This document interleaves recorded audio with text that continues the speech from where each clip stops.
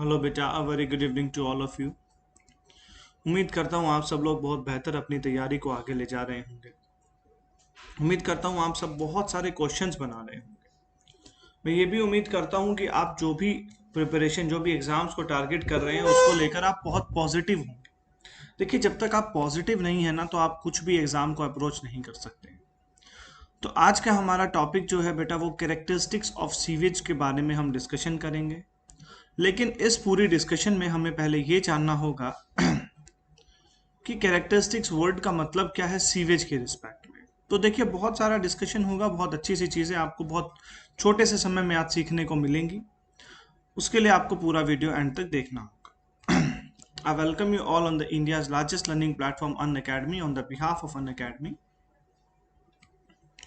आप में से जो भी लोग मुझे पहली बार देख रहे हैं या पहली बार सुन रहे हैं बेटा, दीज आर माई क्रेडेंशियल्स। इनकी सहायता से आप मुझे जान सकते हैं। These credentials make me eligible to teach you people. तो उम्मीद करता हूँ आप सब मुझे और मेरी इस क्लास को बहुत पसंद। आज का हमारा जो टॉपिक है बेटा, वो बहुत ही मजेदार टॉपिक है। उसका नाम है characteristics of sewage. Characteristics of sewage के बारे में हमें जानना है आज। पहली बात, कैरेक्टरिस्टिक्स सीवेज की टर्म्स में है क्या। देखिए यार, मुझे मिला, मैं आपको एक फ्लो चार्ट दिखाता हूं फिर से। मुझे मिला सोर्स से पानी। किसके लिए मिला?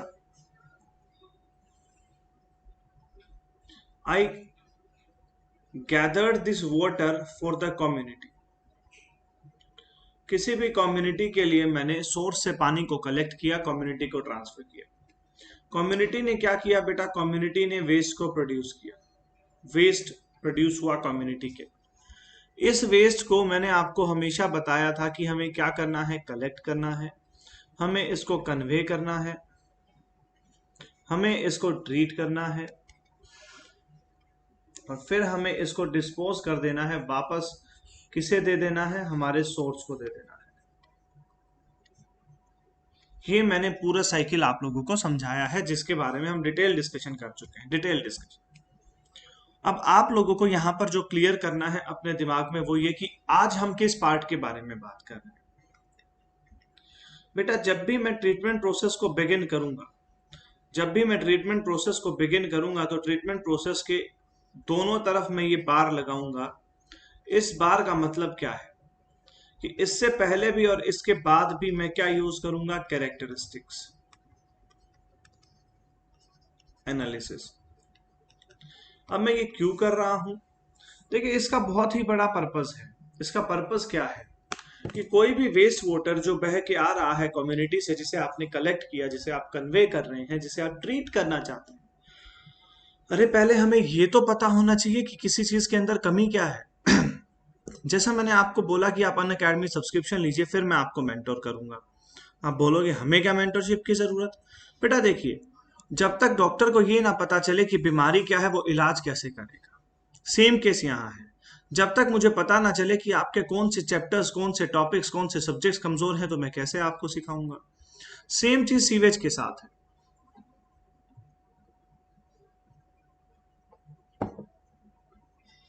आई एम सॉरी, सेम चीज सीवेज के साथ है। आप क्या पाएंगे कि जब तक अगर मैं मान लो सीवेज को ट्रीट करना चाहता हूं, इसका इलाज करना चाहता हूं, तो मुझे क्या पता होना चाहिए कि उसका बीमारी क्या है, मतलब उसके अंदर कौन कौन सी त्रुटि, कौन कौन सी कमियां प्रेजेंट है। वो कमियां कैसे पता चलती हैं? वो पता चलती है कैरेक्टरिस्टिक एनालिसिस से। तो सबसे पहला कॉन्सेप्ट आता है कि कैरेक्टरिस्टिक एनालिसिस कहाँ किया जाता है। It is done before the treatment, after the treatment. Before the treatment तो आपको समझ आया कि हमें क्या पता करना है, बीमारी पता करनी है। डॉक्टर के पास जाते हो तो सिर्फ एक बार जाके जब ठीक हो जाता है तो घर बैठ जाते हो क्या? वैसे इंडिया में ऐसा ही करते हैं, लेकिन करना नहीं चाहिए। हमें ठीक होने के बाद भी डॉक्टर को फ्रिक्वेंटली विजिट करना चाहिए, जब तक डॉक्टर ये ना कह दे कि भाई अब यहाँ मत आना। क्यों? क्योंकि आपकी ट्रीटमेंट के बाद ये भी तो पता लगना जरूरी है कि क्या वो बीमारी जड़ से खत्म हुई। क्या जिस बीमारी के लिए आप टेबलेट्स ले रहे थे, जिस बीमारी का आप इलाज करा रहे थे, वो बीमारी जड़ से खत्म हुई? तो बेसिकली हमने कैरेक्टरिस्टिक एनालिसिस किया पहले और हमने उसका ट्रीटमेंट दिया।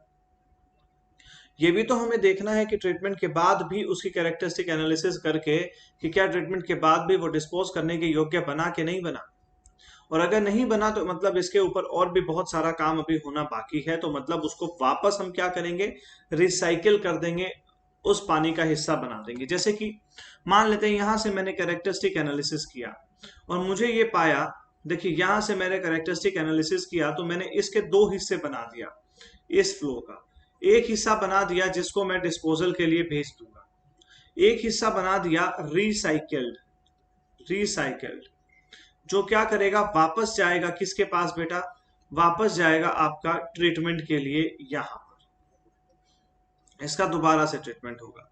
तो बेसिकली जब भी आप ट्रीटमेंट ऑफ सीवेज की बात करेंगे या कैरेक्टरिस्टिक ऑफ सीवेज की बात करेंगे तो दो जगह पर होगा, ध्यान से सुन लीजिए, कंक्लूडिंग लाइन है, दो जगह पर होगा, before the treatment plant and after the treatment plant. After the treatment plant या आफ्टर द ट्रीटमेंट प्रोसेस, हर ट्रीटमेंट प्रोसेस जो भी आप पढ़ने वाले हैं आपके वेस्ट वाटर इंजीनियरिंग में, हर ट्रीटमेंट प्लांट, हर ट्रीटमेंट प्रोसेस के अंदर से मैं आपको दो फ्लो दिखाऊंगा। एक फ्लो होगा जो चला जाएगा wasted for the process, wasted मतलब जो चला गया, डिस्पोज कर दिया जैसे। दूसरा प्रोसेस जो रिसाइकल हुआ, जिसको वापस से हमने प्रोसेस का हिस्सा बना दिया। अब उसे वेस्टेड क्यों बोला, क्योंकि ये हमारी प्रोसेस से बाहर हो गया है, इसको डिस्पोज हमने कर दिया है।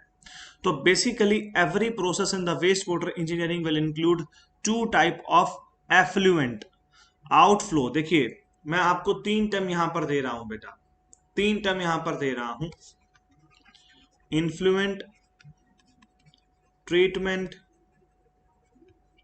एफ्लुएंट। इनका इस्तेमाल बारी बारी होगा। इन्फ्लुएंट का मतलब है कि जो इनफ्लो मेरे पास आया, ट्रीटमेंट का मतलब है जिसे मैं ट्रीट कर रहा हूं, जहां पर मैं इसका इलाज कर रहा हूं। एफ्लुएंट मतलब जो एग्जिट कर गया, सो this is exit, this is inlet and this is process. ठीक है भाई, तो ये चीज आपको पता होना चाहिए। हाँ, तो हमारा टॉपिक क्या था कि जो भी एफ्लुएंट था उस एफ्लुएंट को हम डिवाइड कर देंगे यहां पर दो हिस्से में वेस्ट वाटर इंजीनियरिंग के अंदर। एक रहेगा वेस्टेड, वेस्टेड माने के not a part of process, not a part of process, हर जगह हर प्रोसेस के अंदर ऐसा होगा। दूसरा not a part of process माने के डिस्पोज्ड ऑफ। दूसरा हमारा रहेगा रिसाइकिल्ड, रिसाइकिल्ड का मतलब है सेंट अगेन फॉर ट्रीटमेंट, मतलब कि वो हिस्सा जिसमें अभी हमारा ट्रीटमेंट प्रोसेस हुआ नहीं है, उसे हमें दोबारा ट्रीटमेंट देने की आवश्यकता होगी, तो उसे हम बोलेंगे रिसाइकिल्ड। तो क्या ये कहानी सबको क्लियर है भाई, जो मैंने अभी आपको कहानी सुनाई, ये पूरा क्लियर है एफ्लुएंट के बारे में, इन्फ्लुएंट के बारे में। तो इन्फ्लुएंट होगा एक, एफ्लुएंट होंगे दो। कैरेक्टरिस्टिक कहाँ जज करोगे, ट्रीटमेंट के पहले और ट्रीटमेंट के बाद। इतना अगर जान गए हो भाई तो आपने मेजोरिटी ऑफ द काम को यहाँ पर सीख लिया है। आगे बढ़ते हैं, सुनिएगा ध्यान से, मैं एक लाइन में आपके लिए ये चीज लिख देता हूं, ठीक है भाई।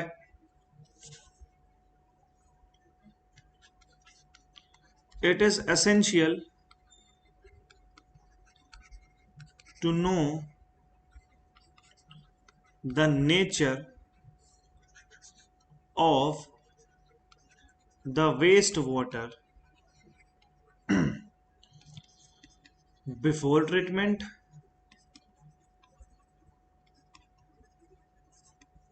second is after treatment,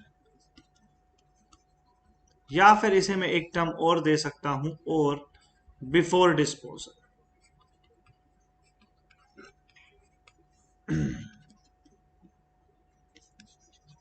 the process of knowing the nature of sewage is called the characteristics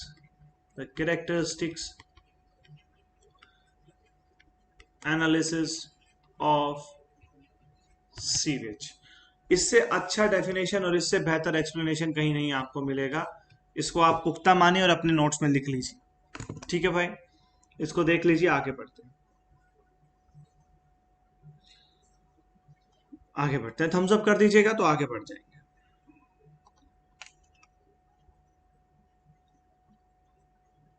hmm,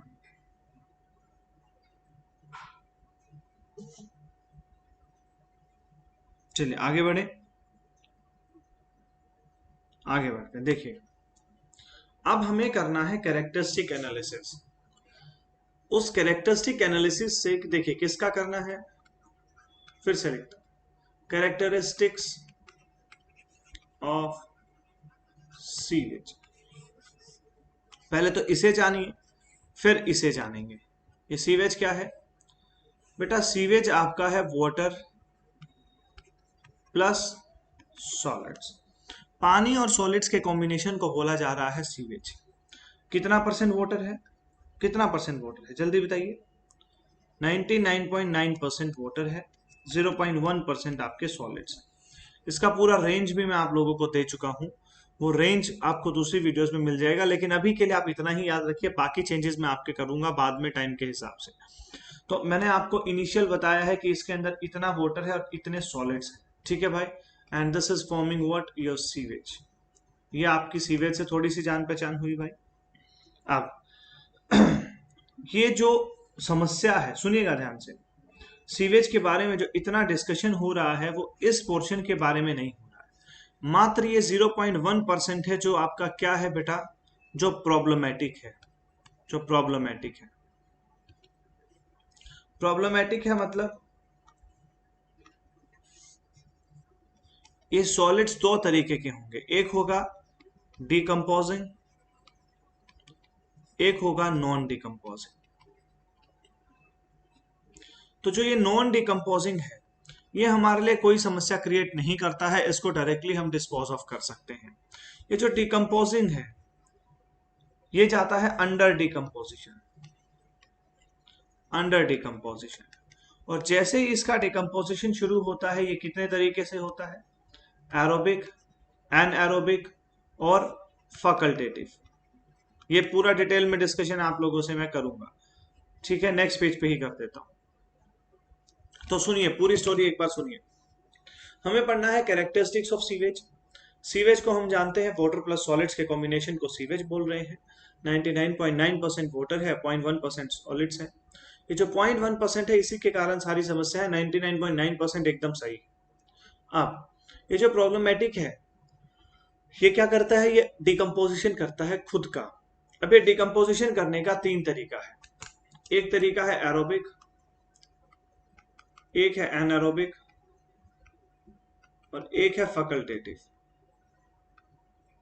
facultative, ये फैकल्टेटिव जो है, एरोबिक क्या है बेटा, presence of oxygen, anaerobic absence of oxygen या air.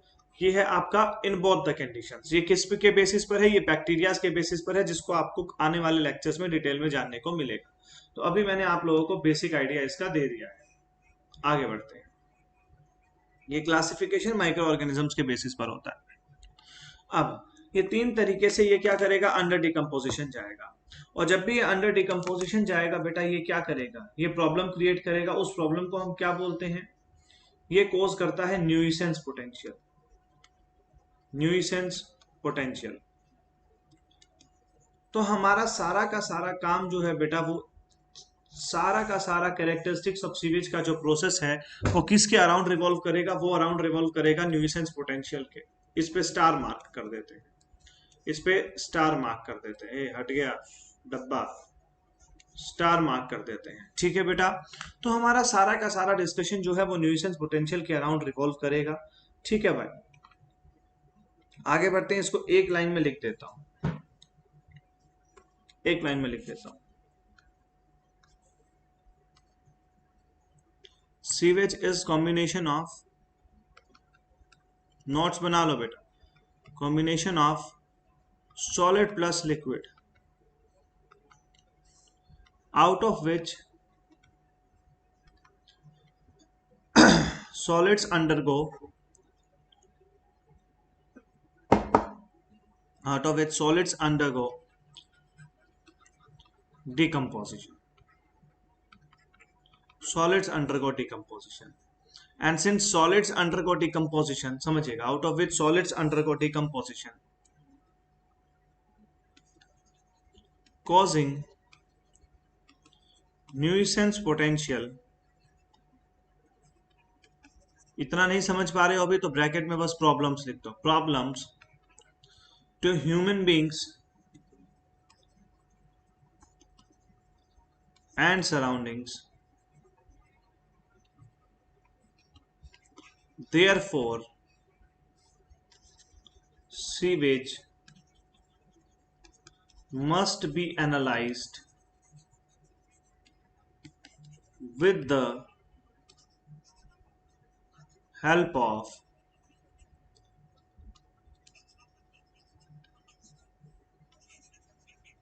characteristic analysis. Sewage must be analyzed with the help of characteristic analysis thoroughly. Thoroughly.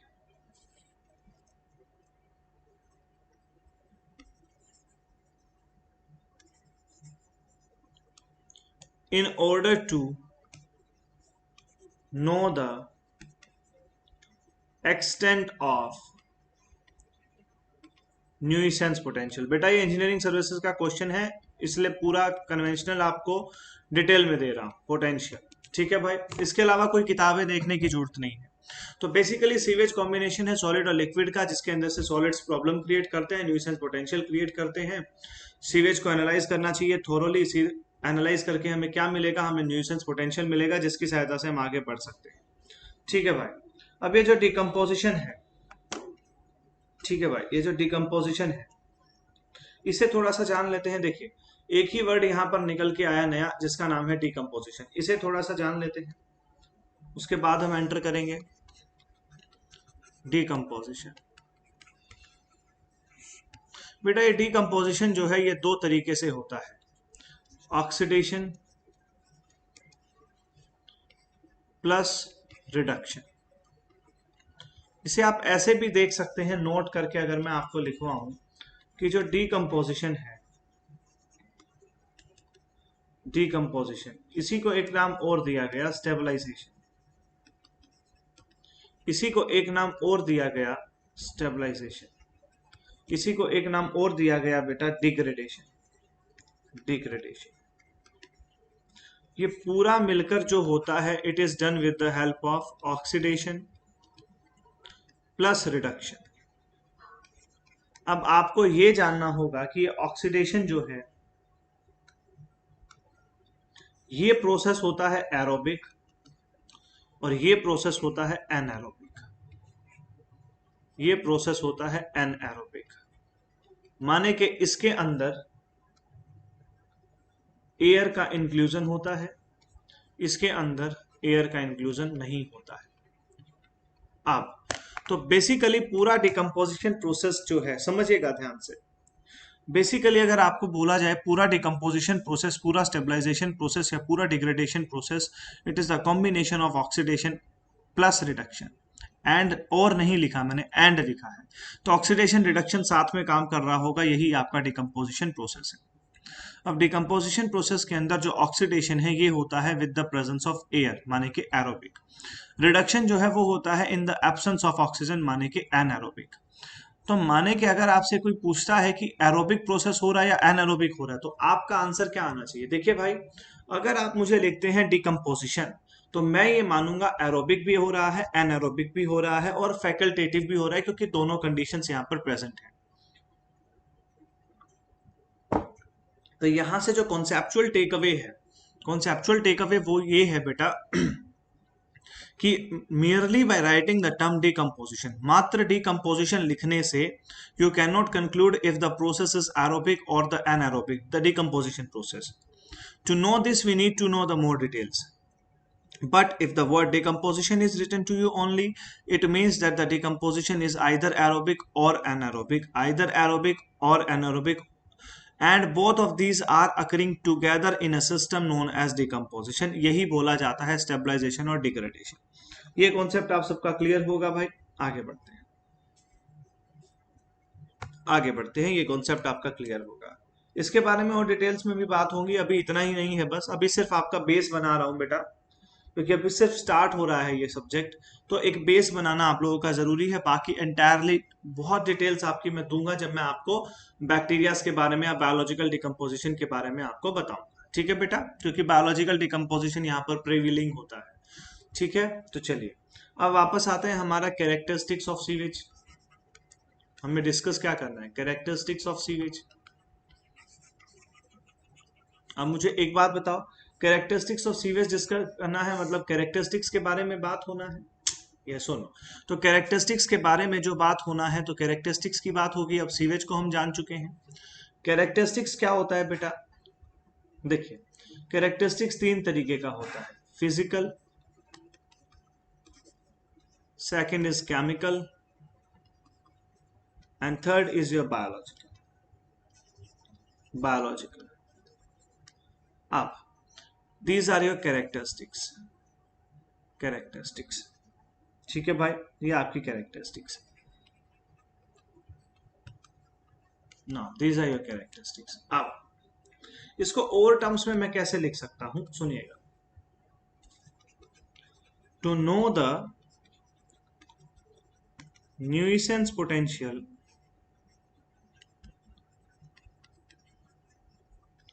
Any sample of sewage. अब in term से आप घबराना नहीं। देखो, न्यूसेंस पोटेंशियल से नहीं घबराओगे, सैंपल ऑफ सीवेज से नहीं घबराओगे, है ना। इस सारे टर्म से अब आप भली भांति परिचित हो।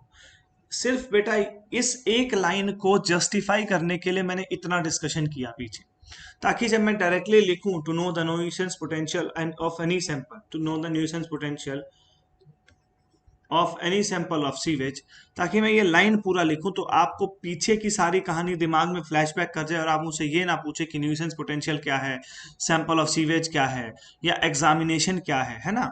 इसीलिए मैंने ये पूरा आपके सामने डिस्कशन किया। To know the nuisance potential of any sample of sewage, they are examined in laboratory. Laboratory में उनको एग्जामिन किया जाता है। तीन तरीके से उन्हें एग्जामिन किया जाता है। एक है आपका फिजिकल एग्जामिनेशन,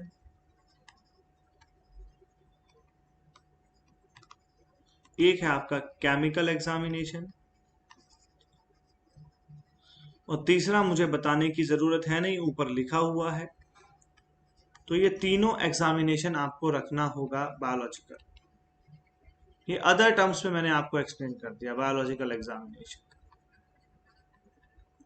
तो बेसिकली कैरेक्टरिस्टिक्स ऑफ सीवेज को हम पढ़ेंगे इन the terms of nuisance potential, जिसको हम स्टडी करेंगे इन तीन एग्जामिनेशन प्रोसेसेस की सहायता से। ये पूरा कॉन्सेप्ट आप लोगों को क्लियर हो गया होगा।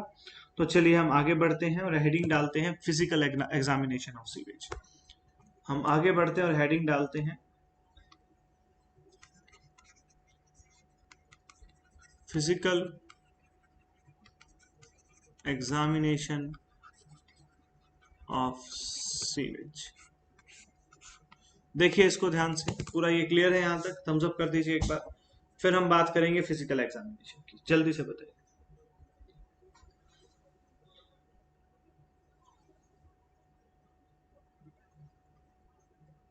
आगे बढ़े, चले। फिजिकल एग्जामिनेशन क्या है? इसके लिए मैं आपको सिर्फ एक ही लाइन बोलूंगा, to know the state and condition, the state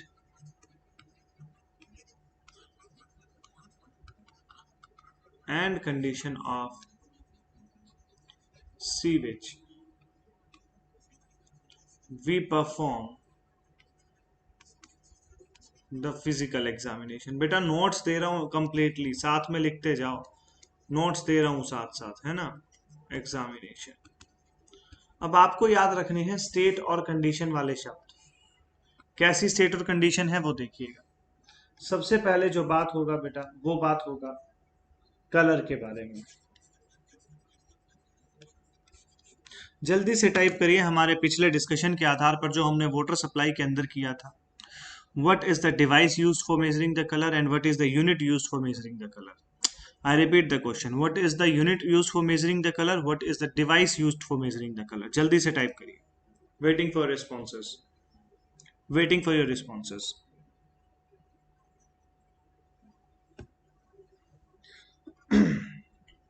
देखिए, हमारे पिछले डिस्कशन ने हमें बताया था the unit used for colour is true colour unit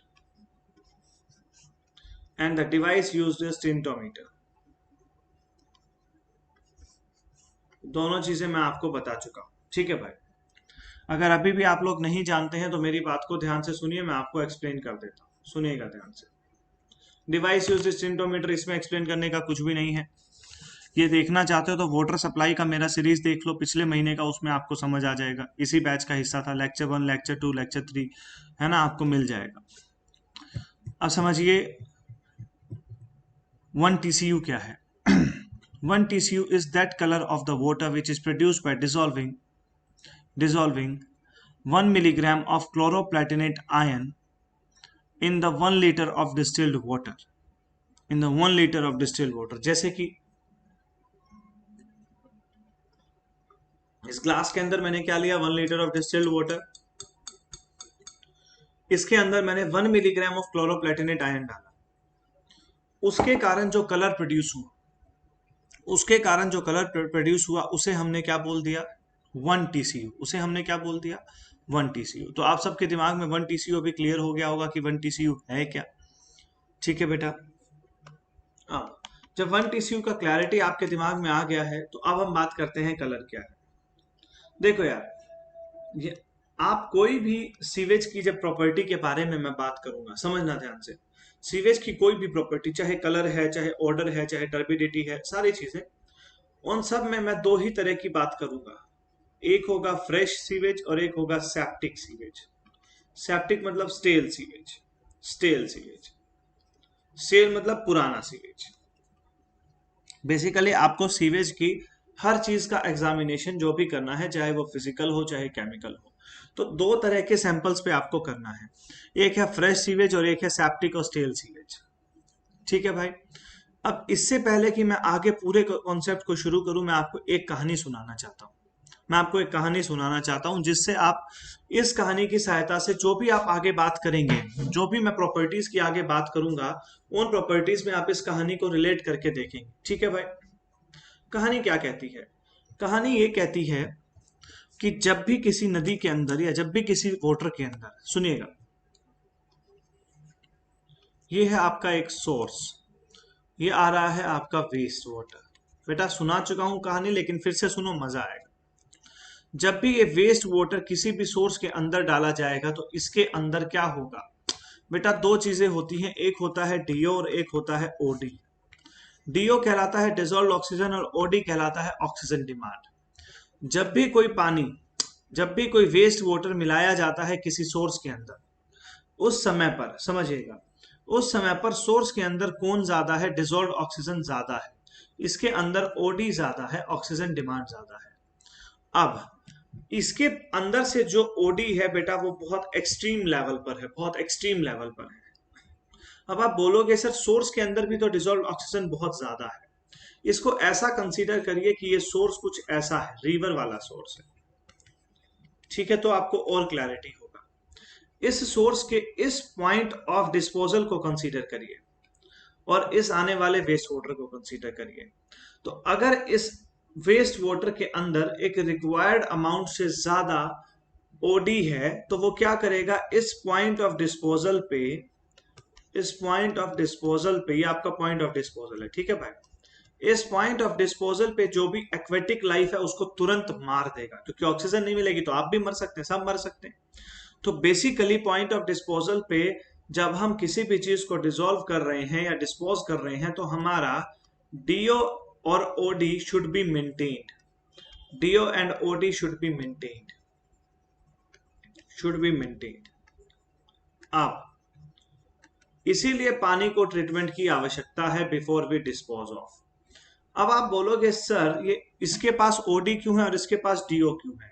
बेटा जब मैं आपको प्रोसेसेस ऑफ डिकम्पोजिशन समझाऊंगा तो बताऊंगा कि एक रिवर के अंदर रिडक्शन, ऑक्सीडेशन जैसी प्रोसेसेस लगातार होती रहती हैं, कॉन्टिन्यूसली होती रहती हैं, बिना किसी रुकावट के। और इसी वजह से रिवर के अंदर कभी भी आप देखिए, हमेशा flowing water has its own tendency to purify itself. एक लाइन लिखता हूं, देखिएगा, flowing water has its own tendency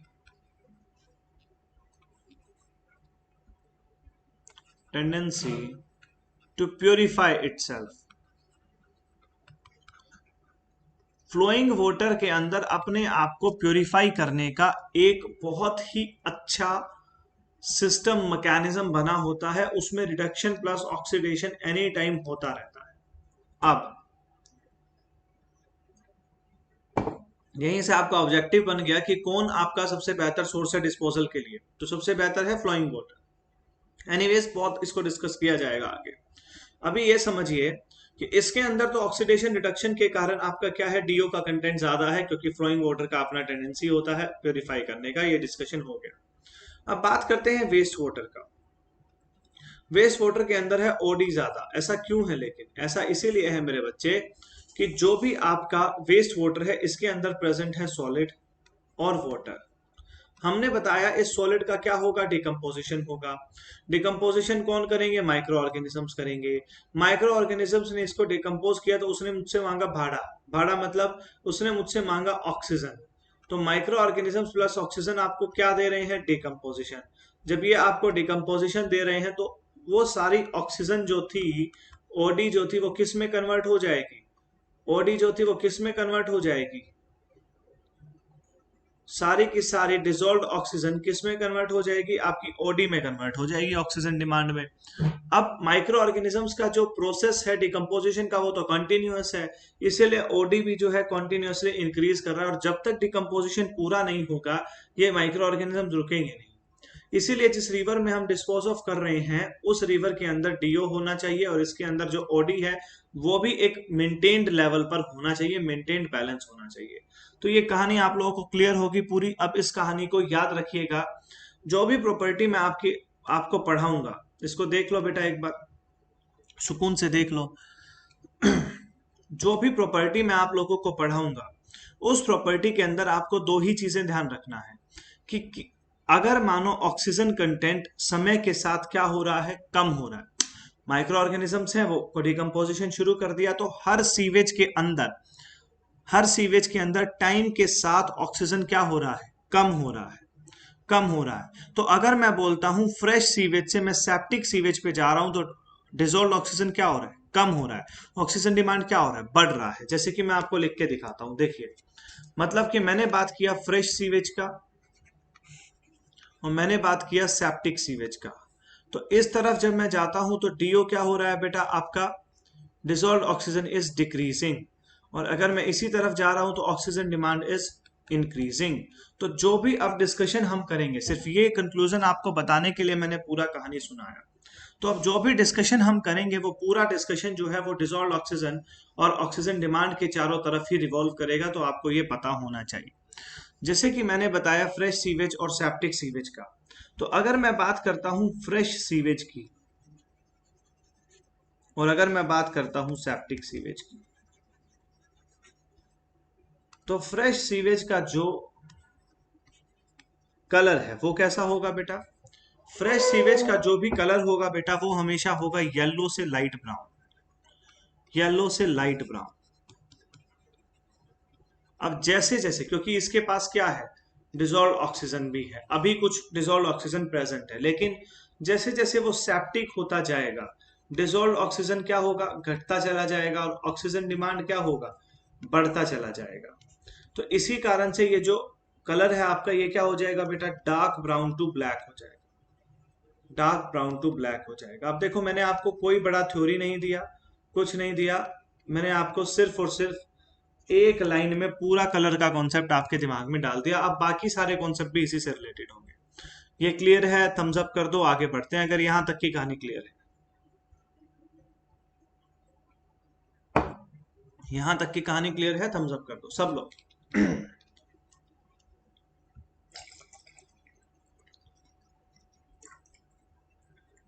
अगर यहां तक की कहानी क्लियर है थम्स अप कर दो सब लोग। चलिए आगे बढ़ते हैं। और यार आगे बढ़ने से पहले जिस भी ने भी अभी तक वीडियो को लाइक नहीं किया जल्दी से लाइक कर दो, बाद में आप लोग भूल जाते हो, है ना, जल्दी में होते हो तुम लोग तो भूल जाते हो, इससे अच्छा अभी कर दो इसको लाइक, ठीक है। आगे बढ़ते हैं। अब बात करते हैं टर्बिडिटी का। अब बात करते हैं टर्बिडिटी का। टर्बिडिटी, टर्बिडिटी क्या रहेगा? देखो बेटा, टर्बिडिटी को कैसे हम मेजर करेंगे? फिर से क्या है? फ्रेश सीवेज और सेप्टिक सीवेज, दो ही टर्म्स में हमें डिस्कस करना है। टर्बिडिटी क्या होता है? एक बात मुझे बताइए, टर्बिडिटी क्या होता है? Turbidity is the resistance offer to the passage of the light through a sample. हमने डिस्कशन किया था।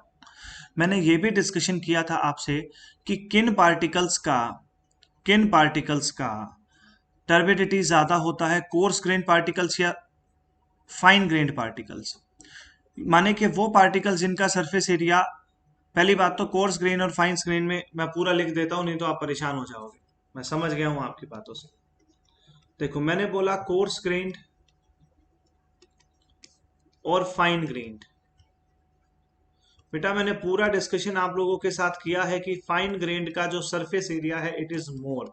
इसके लिए आप वीडियो देख सकते हो टर्बिडिटी का, जो मैंने दिया है वाटर सप्लाई वाली प्लेलिस्ट में, वहां पर देख सकते हो। ठीक है, सरफेस एरिया इसका ज्यादा होगा, इसका सरफेस एरिया क्या होगा? कम होगा। And turbidity is a surface area phenomena. ये है surface area phenomenon. Surface area phenomenon का क्या मतलब है? सरफेस एरिया जितना ज्यादा होगा उतना ज्यादा हिंड्रेंस होगा। देखो, ये मेरा डब्बा है, इस डब्बे के अंदर ये पानी है, इस पानी के अंदर ये पार्टिकल है। यहां से मेरी लाइट फ्लो कर रही है और यहां से मेरी लाइट को ऑब्जर्व किया जा रहा है। ऑब्जर्व, तो इसके पैसेज में जितनी लाइट रुकावट होगी, जितना पार्टिकल रुकावट पैदा करेगा, वही टर्बिडिटी को कंट्रीब्यूट करेगा। तो टर्बिडिटी को जो कंट्रीब्यूट कर रहा है वो कर रहा है सरफेस एरिया। तो surface area is more for fine grained, so आपका टर्बिडिटी भी किसका ज्यादा होगा? इसका ज्यादा होगा। Turbidity is more for this and turbidity is less for this. मैंने आपको ये भी बताया था कि जो डिसॉल्व्ड पार्टिकल्स हैं वो टर्बिडिटी को कंट्रीब्यूट करते हैं या सस्पेंडेड। वो पूरा वीडियो जाकर ये देखिएगा बेटा, ये जाकर देखिएगा टर्बिडिटी का वीडियो। ठीक है, अब यहाँ पर एक बात पक्का है कि फाइन ग्रेन्ड पार्टिकल्स जो हैं वो आपकी टर्बिडिटी को बढ़ा देते हैं। इतना आप सबको समझ आ गया। तो मुझे एक बात बताइए कि फ्रेश सीवेज है उसके अंदर कैसे पार्टिकल्स होंगे? बिग पार्टिकल्स होंगे। क्यों होंगे? क्योंकि अभी डिकम्पोजिशन स्टार्ट नहीं हुआ है उतना स्पीड में। डिकम्पोजिशन स्टार्ट नहीं हुआ तो वो फाइन पार्टिकल्स में ब्रेक नहीं हुए हैं। फाइन पार्टिकल्स में ब्रेक नहीं हुए हैं तो मतलब सरफेस एरिया अभी कम है। सो दिस इज वाई यहाँ पे टर्बिडिटी क्या होगा? Less turbid. अब इसके अंदर क्या हुआ है बेटा? स्टेल के अंदर क्या हुआ है? स्टेल डेल, ये बेटा सेप्टिक है, स्टेल है। डेल स्टेन नहीं है, डेल स्टेन नहीं है, ये स्टेल है, सेप्टिक है। तो स्टेल और सेप्टिक सीवेज के अंदर क्या हुआ? Smaller particles due to decomposition. Reason नहीं लिख रहा हूं, सिर्फ स्मॉलर पार्टिकल्स लिख रहा हूं, ब्रैकेट में लिख देता हूं डिकम्पोजिशन। अब जब पार्टिकल स्मॉल हो गए तो क्या हुआ बेटा? More turbid. This becomes more turbid. क्या ये पूरा डिस्कशन सबको क्लियर है भाई? जल्दी से थम्स अप कर, जल्दी से थम्स अप कर दो अगर ये पूरा डिस्कशन क्लियर है। So this is our second point, right? तीसरा क्यों लिखा है? This is our second point. Colour के बाद टर्बिडिटी इज सेकंड पॉइंट।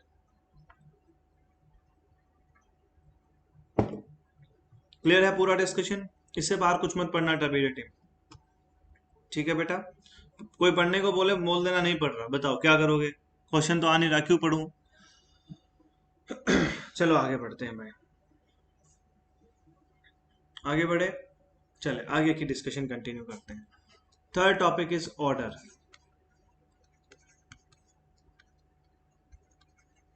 अब बेटा देखो, ऑर्डर के साथ एक पैरामीटर और है जो हमेशा चलता है, वो है taste. So taste and odour goes hand in hand. Taste और ऑर्डर साथ में चलता है। ठीक है, अरे जब टेस्ट और ऑर्डर साथ में चलता है, सीवेज को कोई टेस्ट करता है क्या? तुम करोगे? कोई नहीं करता, मत करना। ठीक है बेटा, तो sewage is of no use, taste is of no use in the case of the sewage. ठीक है भाई, क्या है इसमें? ऑर्डर। ऑर्डर ज्यादा नहीं होना चाहिए। ऑर्डर कब ज्यादा होगा? सुनो बेटा, ऑर्डर के लिए वैसे तो मैं आपको रिलेशनशिप दे देता हूं, फ्रेश सीवेज का और सेप्टिक सीवेज का। बेटा सुनो, if the DO is high, less foul smell. If the OD is very high, या मैं बोलूं कि DO is very less, high foul smell, high foul smell। ये क्यों होता है? ये क्यों होता है? OD की टर्म्स में भी लिख दो। अगर OD बहुत कम है, बेटा ये क्वेश्चन पूछेगा डायरेक्टली ऑब्जेक्टिव में, घबरा जाओगे और तुम, इसलिए लिख लो ये सब। और अगर ओडी आपका ज्यादा है तो हाई फाउल स्मेल होगा। अब ये क्यों होगा बेटा, देखो मैंने आपको 50 बार समझाया है, जो लोग नए हैं वो जान लो कि जब भी आपका डिकम्पोजिशन होता है, जब भी आपका डिकम्पोजिशन होता है, आपका डिसॉल्व्ड ऑक्सीजन घटता है, आपका ओडी बढ़ता है, ये मैं बता चुका हूं अभी भी इतना। लेकिन इसके साथ साथ क्या होता है, आपके H2S plus CO2 plus CH4 methane, ये गैसेस रिलीज होती हैं। जैसे जैसे डिकम्पोजिशन आगे बढ़ता है इनका क्वांटिटी बढ़ जाता है। अब प्रोसेस आगे बढ़ने से इनका क्वांटिटी बढ़ गया तो बेसिकली फाउल स्मेल क्या होगा, बढ़ जाएगा। सो इसीलिए मैंने लिखा है कि जो सेप्टिक सीवेज है ये आपका है फ्रेश सीवेज, ये आपका है फ्रेश सीवेज और ये है आपका सेप्टिक सीवेज। तो जैसे जैसे फ्रेश सीवेज से सेप्टिक सीवेज की तरफ जाएंगे डिकम्पोजिशन बढ़ेगा तो फ्रेश के अंदर जो ऑर्डर है वो फिर भी कम होगा फाउल स्मेल, सेप्टिक के अंदर ऑर्डर बहुत ज्यादा होगा। इसी को बोला जाता है फाउल ऑर्डर, फाउल ऑर्डर। ठीक है भाई। और इसके अंदर आता है मस्टी ऑर्डर, मस्टी ऑर्डर। ठीक है, तो मस्टी ऑर्डर मतलब less offensive, less offensive, and this is मतलब मोर ऑफेंसिव, मोर ऑफेंसिव। क्लियर है भाई ये पूरी कहानी सबको? ऑर्डर के बारे में सारा डिटेल डिस्कशन मिल गया आप लोगों को? क्या जानोगे और, इतनी डिटेल डिस्कशन तो तुम्हें दे रहा हूं हर चीज पे, कितना जानोगे और? 3 पैरामीटर हो गए हैं, कौन? Colour, turbidity, order. किसी को कोई समस्या भाई? किसी को कोई समस्या? किसी को कोई समस्या इसमें? नहीं होना चाहिए। आगे बढ़े क्या?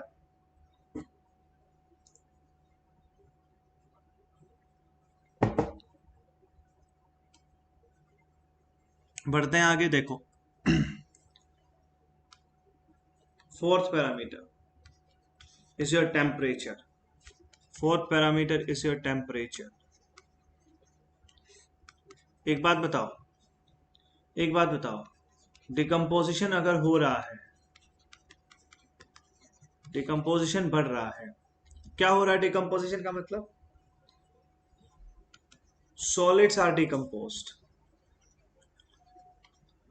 है कि नहीं? और जब सॉलिड्स डिकम्पोज होंगे, कोई भी चीज डिकम्पोज होगी, एक बड़े पार्टिकल से छोटे पार्टिकल में टूटेगा, तो क्या वहां पर हीट ऑफ डिकम्पोजिशन प्रोड्यूस नहीं होगा? माने कि क्या एनर्जीज रिलीज नहीं होंगी? वो एनर्जी जो है वो किस फॉर्म में रिलीज होगी? वो एनर्जी तो भाई सिर्फ टेम्परेचर ही इकलौता फॉर्म है जिसमें रिलीज हो सकती है। So basically that will be an exothermic reaction. वो कैसा रिएक्शन होगा? एक्सोथर्मिक रिएक्शन होगा जब भी आपका डिकम्पोजिशन हो रहा होगा। इतना बात सबको क्लियर हो गया होगा? तो यहां पर हमारा जो डिस्कशन है बेटा वो है फ्रेश सीवेज और आपका स्टेल और सेप्टिक सीवेज के बीच, स्टेल सीवेज और सेप्टिक सीवेज के बीच। यही तो हमारा डिस्कशन का पॉइंट है कि नहीं? तो जो भी फ्रेश सीवेज है, सुन लो ध्यान से, जो भी फ्रेश सीवेज है भाई इसके लिए क्या होगा, इसमें टेम्परेचर हमेशा इसका कम रहेगा, लेस देन 30 डिग्री सेल्सियस रहेगा, माने कि जो भी रूम टेम्परेचर है वो रहेगा। अब चूंकि जैसे जैसे आगे बढ़ता जा रहा है ये टेम्परेचर क्या हो जाएगा बेटा, ग्रेटर देन 30 डिग्री सेल्सियस हो जाएगा, due to exothermic decomposition reaction, decomposition reaction. Clear है भाई ये कहानी सबको? जल्दी से थम्स अप कर दो। टेम्परेचर की कहानी क्लियर है तो थम्स अप कर दो। सब लोग करोगे, अब एक नहीं सब लोग करोगे, जल्दी करो।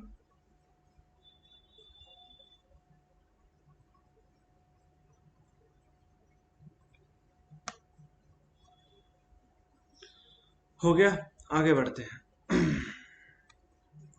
तो देखिए मैंने आपको पढ़ाया पूरा फिजिकल एनालिसिस, एक बार देख लो। मैंने बताया फिजिकल एग्जामिनेशन ऑफ सीवेज, इसके अंदर हमने क्या पढ़ा? कलर पढ़ा, टर्बिडिटी पढ़ा, ऑर्डर पढ़ा और टेम्परेचर पढ़ा। इतना ही पढ़ना बेटा, और कुछ इसके बारे में जानने की ज्यादा आवश्यकता आप लोगों को है नहीं।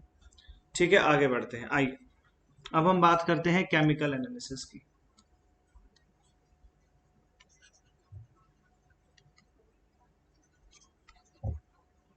Chemical examination of sewage. ये केमिकल एग्जामिनेशन ऑफ सीवेज क्या कहता है? केमिकल एग्जामिनेशन ऑफ सीवेज, या वेस्ट वाटर लिख दो, एक ही बात है बेटा, वेस्ट वाटर भी लिख सकते हो, है ना? देखिए यार, chemical examination of waste water या सीवेज एम करता है आपकी तीन चीजों की तरफ।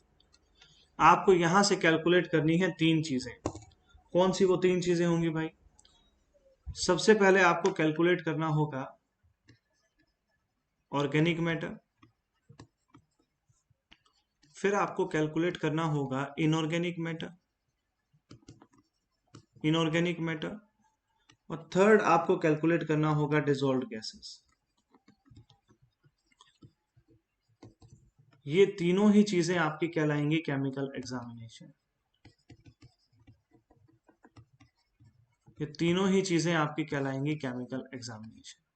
तो इन तीनों चीजों का डिस्कशन जब भी होगा तो हमें केमिकली एनालिसिस करना होगा, केमिकली एग्जामिन करना होगा। ठीक है भाई, आगे बढ़े। इसके बारे में जान लिया तुमने, चलो आगे बढ़ते हैं। ऑर्गेनिक मैटर, सुनेगा ध्यान से। Organic matter present in any sewage is directly proportional to nuisance potential। याद रखिएगा, याद रखिएगा। न्यूसेंस पोटेंशियल क्या था? सिंपली मैंने बताया था प्रॉब्लम। इस टर्म से आप ऑलरेडी फैमिलियर हो, आज ही बताया इसी लेक्चर में, है ना बेटा? तो organic matter is directly proportional to your nuisance potential, ये बात हमें क्लियर है दिमाग में। अब जब ऑर्गेनिक मैटर न्यूसेंस पोटेंशियल के डायरेक्टली प्रोपोर्शनल है, बहुत ध्यान से समझ लो पूरी बात को। जब ऑर्गेनिक मैटर न्यूसेंस पोटेंशियल के डायरेक्टली प्रोपोर्शनल है तो मुझे क्या निकालना है? अगर मैं ऑर्गेनिक मैटर निकाल लेता हूं तो मुझे क्या मिल जाएगा? न्यूसेंस पोटेंशियल मिल जाएगा। बिल्कुल सही बात है। आगे देखिएगा, देखिएगा, येलो से लिख रहा हूं, अच्छी line. Organic matter in waste water is examined by using the oxygen demand of a sample। Basically organic nuisance potential किससे मिला? ऑर्गेनिक मैटर से। ऑर्गेनिक मैटर कैसे मिलेगा? ऑक्सीजन डिमांड से। तो बेसिकली सारा का सारा काम किसके अराउंड रिवॉल्व करेगा? ऑक्सीजन डिमांड के अराउंड रिवॉल्व करेगा, डिसॉल्व ऑक्सीजन के अराउंड रिवॉल्व करेगा।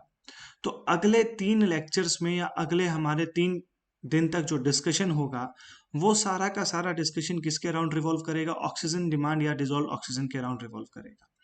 देखिए, वैसे तो पूरा ही waste water engineering oxygen demand और डिसॉल्व ऑक्सीजन का खेल है, लेकिन उस खेल को भी आप अच्छे से अगर खेलना चाहते हैं बेटा, तो आप लोगों को एक बात यहाँ पर ध्यान रखना होगा कि ऑर्गेनिक मैटर जो है उसको डायरेक्टली हम न्यूसेंस पोटेंशियल का रिप्रेजेंटेटिव मानते हैं और ऑक्सीजन डिमांड को मानते हैं ऑर्गेनिक मैटर का रिप्रेजेंटेटिव। तो यहां पर मैं लिख सकता हूं ऑर्गेनिक मैटर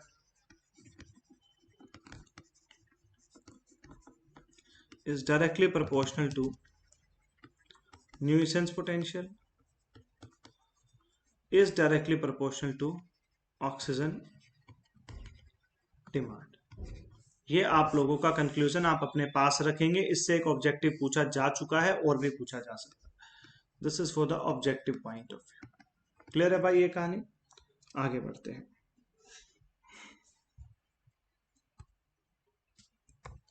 अब ये जो ऑर्गेनिक मैटर है ना, ये जो ऑर्गेनिक मैटर है, organic matter can not be estimated. देखिए यार, कितना आसान होता ना कि हमने कुछ जैसे पीएच में हमने क्या किया, एक लिटमस पेपर डाल दिया, एक टाइट्रेशन कर दिया। कितना आसान होता अगर अगर ऑर्गेनिक मैटर के लिए भी ऐसा ही कुछ आ जाता, कोई डिवाइस आ जाता, कुछ ऐसा आ जाता जो हमें डायरेक्टली बता देता ऑर्गेनिक मैटर है। देखिए, ऐसा कुछ हो नहीं सकता है। क्यों नहीं हो सकता है? Because organic matter is a complex structure, is a complex unit, is a complex term. Unit बोले तो मैंने बोला यूनिट, मिलिट्री का यूनिट देखा, उसमें क्या होता है? कमांडर होता है, उसमें ट्रुप्स होते हैं, उसमें आर्म्स होते हैं, उसमें सारी चीजें होती हैं। तो सेम आपका ऑर्गेनिक मैटर मिलिट्री का आपका ट्रुप है। इसके अंदर सिर्फ ऑर्गेनिक मैटर नहीं है भाई, ऑर्गेनिक मैटर का मतलब सिर्फ एक चीज नहीं है, इसके अंदर प्रेजेंट है आपके कार्बोहाइड्रेट्स, इसके अंदर प्रेजेंट है आपका ग्लूकोज, इसके अंदर प्रेजेंट है आपके प्रोटीन्स। खा मत लेना, प्रोटीन्स वो वाले प्रोटीन्स नहीं है जो जिम के लिए तुम खाते हो, वो नहीं है, ठीक है बेटा। इसके अंदर आपके प्रेजेंट है ऑयल्स एंड ग्रीसेस एटसेट्रा। तो इतनी सारी एटसेट्रा भी बाकी है, ठीक है। ये सिर्फ वो हैं जो आप जानते हो, जिनसे आप फेमिलियर हो। तो इतनी सारी चीजों से मिलकर बना है आपका ऑर्गेनिक मैटर। इसीलिए मैंने बोला organic matter can not be estimated by any direct method, and hence organic matter is measured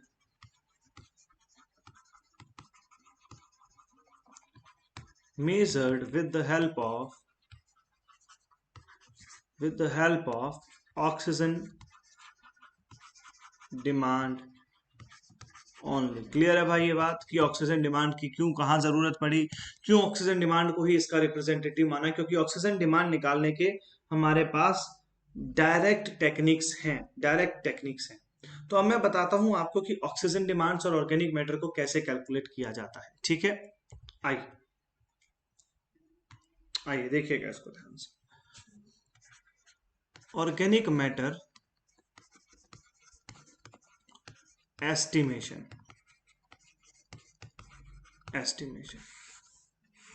organic matter को एस्टिमेट करने के 3 तरीके हैं। पहला तरीका ऑक्सीजन डिमांड, दूसरा तरीका टीओसी, तीसरा तरीका पीई। अब समझो ध्यान से। बेसिकली ये तरीका ऑक्सीजन डिमांड में इंक्लूडेड है, लेकिन आपको मैं अलग से पूरा पढ़ाऊंगा ताकि आप पूरा समझ पाए। ऑक्सीजन डिमांड में कितनी तरह की ऑक्सीजन डिमांड आप जानते हैं? बीओडी सबसे पॉपुलर, सीओडी सबसे पॉपुलर, टीओडी सबसे पॉपुलर, टीएचओडी सबसे popular. Biochemical oxygen demand, chemical oxygen demand, total oxygen demand, theoretical oxygen demand. अगला 2 क्लास हमारा जो भी रहेगा वो दोनों क्लास हमारा रहेगा बीओडी के ऊपर। बीओडी पार्ट 1 एंड पार्ट 2 का दोनों क्लासेस आपको लिंक ऑलरेडी दिख रहा होगा, मतलब उसका जो भी वीडियो का थंबनेल है वो ऑलरेडी आपकी स्क्रीन पर शायद आ जाएगा इस क्लास के बाद। लेकिन अगर नहीं भी आता है तो मैं बता देता हूँ, कल परसों हम बीओडी पढ़ेंगे, जो मैंने इंट्रोडक्शन क्लास में पार्ट 1 पार्ट 2 का आपको बताया था। तो अगला पूरा डिस्कशन हमारा बीओडी पे होगा।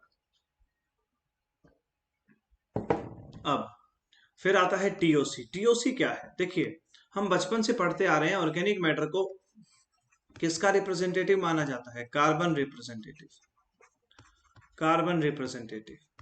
तो अगर किसी भी सैंपल के अंदर मैं टोटल नंबर ऑफ कार्बन्स का पता लगा लेता हूं, टोटल ऑर्गेनिक कार्बन कितना प्रेजेंट है वो मैं पता लगा लेता हूं, तो मुझे ऑर्गेनिक मैटर का रिप्रेजेंटेटिव उसको मान सकता हूं, ठीक है। तो ऑक्सीजन डिमांड एक तरीका है, टोटल ऑर्गेनिक कार्बन एक तरीका है। मैं यहां लिख देता हूं, इनफैक्ट मैं इनके भी नाम लिख देता हूं ताकि आपको हमेशा के लिए ये चीज चार्ट एक पूरा बन जाए।